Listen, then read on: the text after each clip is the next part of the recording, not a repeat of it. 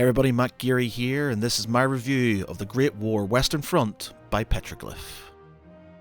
World War I isn't a war that you get many games about, due to its static nature, but seeing the footage of the Great War Western Front on YouTube, replete with campaign map, stacks of units on each side, real-time battles that included creeping barrages, tanks, and waves of infantry, really got my historical gaming juices flowing.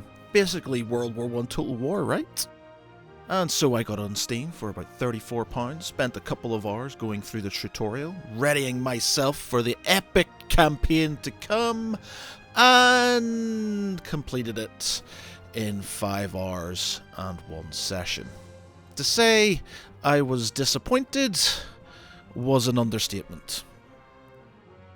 Now, conceptually, the game has a lot of promise. You have a campaign map that's broken down into hexagonal territories, each consisting of a number of stars to indicate how many times you have to win a great victory before you can capture one. Lesser victories increase battle fatigue and reduce national will. This is sort of the main mechanic for winning the game. But to take an area, you need a great victory, and that means taking all objectives. So in theory, quite hard to do, and with only basic tech at the start, not something you're going to do from the off, even with overwhelming forces. On top of this, if you don't carry on an attack in the area, stars replenish, and it puts you back to square one, or in this case, hex 1. So far, so World War I, and it's great.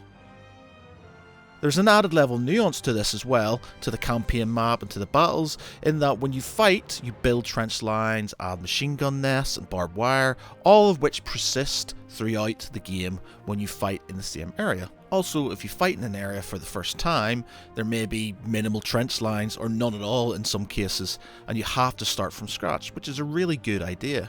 You're building your defences and they affect how effective the area is at repulsing attacks.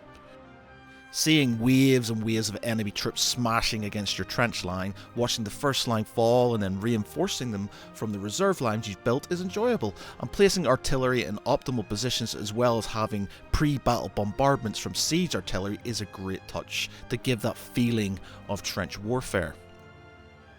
The thing is though, there's a lot of potential in this game, but it seems squandered or even just bolted on. The campaign map is tiny, the campaign itself is super short, and I spent most of my time doing very little, because I didn't want to waste national will by launching assaults on trench lines I knew I'd lose against. So much so that the Battle of Ypres didn't happen until May 1918, and when I had 6-to-1 odds on the enemy and half the army was artillery and tanks. Added to this, research is slow, battle is infrequent based on the short game, and there just doesn't seem to be much depth within. Even the persisting battlefield is pretty pointless because you don't really get to witness it that much. Also, you can't destroy trenches and artillery craters and damage disappear.